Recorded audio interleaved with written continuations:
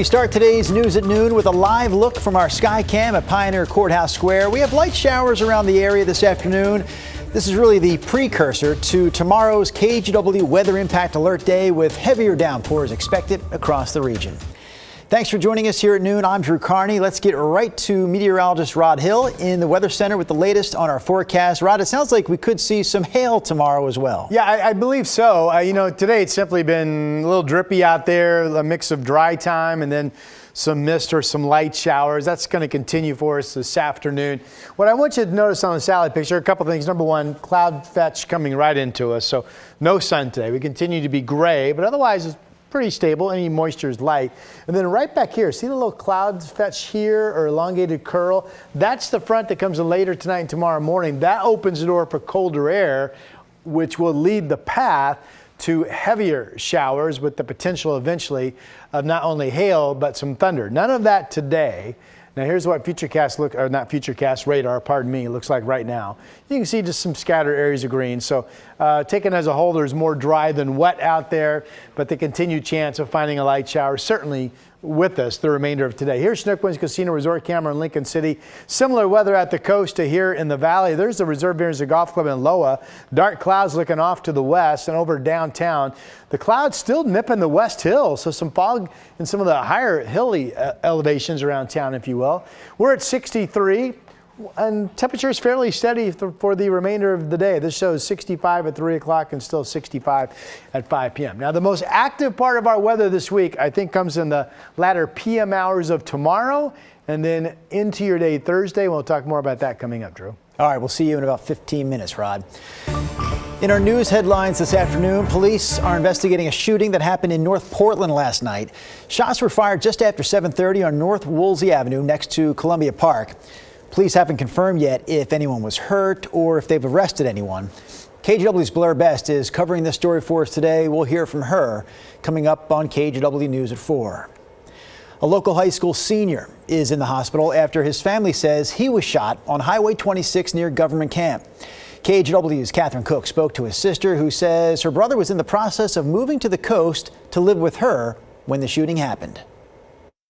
Right now, he is really well. He's in good spirits. Jade Smith spoke with us from her little brother's hospital room at Legacy Emmanuel Monday. She and 17-year-old Ysidro Green were supposed to be together on this day, just not here, and not with Ysidro recovering from a gunshot wound. This unfortunate situation happened while he was literally moving to Lincoln City, so it's terrible. Jade says Ysidro was leaving Warm Springs and a home that included people struggling with drugs and crime. He was heading to Lincoln City to live with her. I'm always grateful for my sisters. So last Thursday, Jade says Ysidro's grandfather drove him out in his mom's truck. But along Highway 26, headed over Mount Hood, Jade says trouble followed them. About a mile from Government Camp, she says the car in front of them stopped. As they tried to drive around it, Jade says the driver got out and ambushed them, firing several rounds into the truck. She says one bullet hit Ysidro in his arm, then lodged in his chest. So he's very lucky for it to have stopped where it did. Because if it went any further, it would have punctured his aorta, and then him being where he was, he would have bled out. Oregon State Police confirmed they're investigating the shooting, but aren't seeking the public's help right now. Jade is grateful for their work and for those supporting Ysidro. She started this GoFundMe to help cover medical expenses and lodging for family while he's here. Today I'm very appreciative for what they're doing.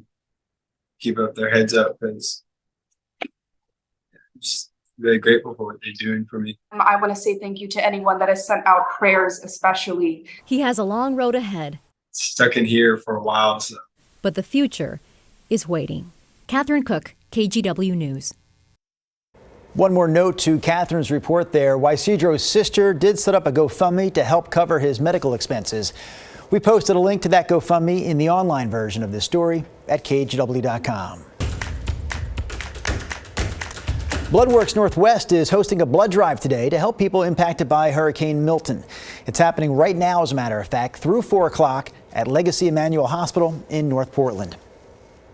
A new climate report from researchers at Oregon State University suggests that warming oceans are a big factor in terms of recent weather extremes.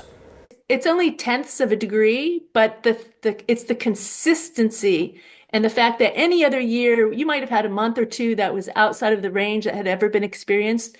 But right now, it's month after month for over a year.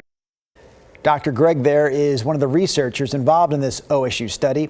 She also indicated that we're heading into a new climate phase where we'll see even more extremes in our weather. A woman is under arrest after she was caught on surveillance video allegedly stealing 20 pet rabbits in Canby. The rabbit's owner, Melissa Zielinski, says she noticed they had noticed they had gone missing, that is, from their cages multiple times. So she installed a surveillance camera and said it wasn't long before she caught the suspect, Bridley Olinger, taking her rabbits.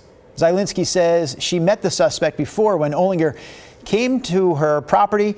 She said she was picking blackberries near Zielinski's home. She was kind of looking sneaky, you know, in retrospect. Because I literally started putting locks on all the cages because I just didn't know when someone was going to come through and take them. Olinger was arraigned last week and faces trespassing and theft charges. She's also accused of taking another family's pet rabbits.